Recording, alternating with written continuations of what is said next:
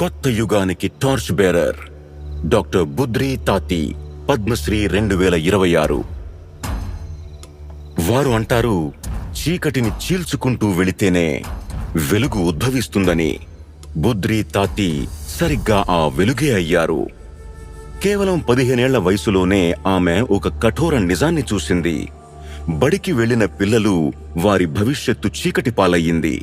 ఆమె సమాజంలో స్త్రీలకు గౌరవం లేదు, వారు మాట్లాడకూడదు. మనం ఈ మహిళల కోసం కృషి చేయకపోతే ఇంకెవరు చేస్తారు? వారిని సమర్థులుగా, సమృద్ధిగా చేయాలంటే విద్య అవసరం. కఠినమైన దారి, నక్సల్ ప్రభావిత ప్రాంతం, ప్రజలు పారిపోతున్న ప్రదేశం, లెక్కలేనన్ని సవాళ్లు.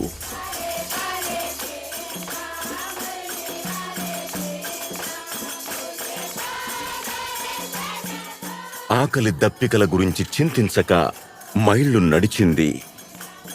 గ్రామం నుండి గ్రామానికి వివరిస్తూ, స్ఫూర్తినిస్తూ ఆమె ప్రజలతో మాట్లాడింది.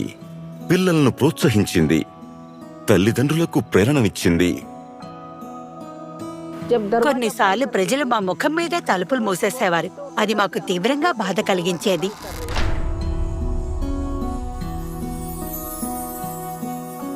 కాలక్రమేణా ఆ మూసి ఉన్న తలుపులు తెరుచుకున్నాయి. 90వ దశకంలో నేను పిల్లల కోసం ఒక చిన్న స్కూల్ ప్రారంభించాను. ధైర్యం తన స్వరాన్ని కనుగొంది. ఆమె బస్తర్లోని వివిధ జిల్లాల మహిళలను ఒక చోట చేర్చారు. ఆమె మాకు కుట్టుపని నేర్పించారు. ఈరోజు ఎంతో మంది మహిళలు జీవనోపాధి పొందారు. సంస్కృతి మళ్లీ కళకళలాడసాగింది. ఒకప్పుడు ఆమెను తిరస్కరించిన అదే సమాజం చివరికి ఆమెను ఆదరించింది. కాని బుద్రి తాతి విషయానికొస్తే ఆమెకు ఎల్లప్పుడూ అత్యంత గొప్ప ప్రతిఫలం పిల్లల చిరునవ్వులే, విద్య వైపు వారి అడుగులే. వారికి ఆమె నేడు ప్రజలు ప్రతి రంగంలోనూ ఉన్నారు. వేలాది మంది పిల్లలు చదువుకుంటున్నారు. ఇది ఒక బుద్రి తాతి చేసిన పని మాత్రమే కాదు, మారుమూల అడవుల నుంచి ఒకరిని గుర్తించి వెలుగులోకి తీసుకురావడం. అదే గౌరవం, అదే ఆత్మగౌరవం.